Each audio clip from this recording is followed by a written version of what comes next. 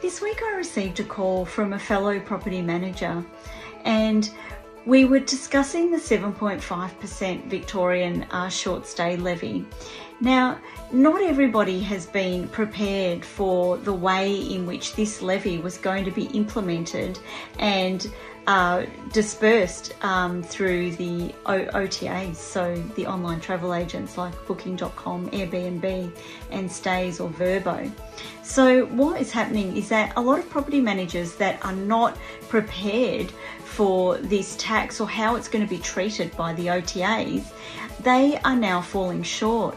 They're being sent invoices and bills in the tens of thousands and more to pay for these levies, where the OTAs didn't take responsibility of holding these funds to disperse to the State Revenue Office in Victoria. So make sure that if you're working with a property manager that you ask them how they're managing the funds. Are they using a trust accounting software? Are they separating out these funds so that they can meet the obligations to pay for that levy? Because ultimately that obligation falls on the property owner. Even though the property is managed by someone else, that obligation will ultimately fall back on the property owner if there are any failings or it's found that there were bookings that were made and the payment hasn't been put through to the State Revenue Office. Now, it is quite involved.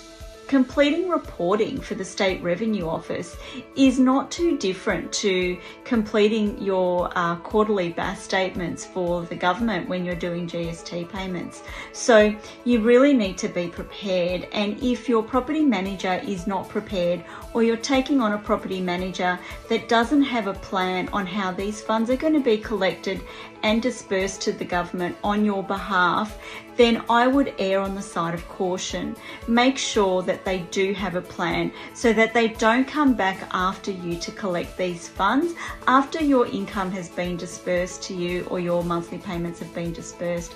The other question to consider is, one day, will the State Revenue Office go back and revisit all of these bookings that were made through these platforms that have not been making the payment on behalf of the owners? And if that's the case, they can very much come back to you and collect that payment, and also collect that payment with interest and penalties.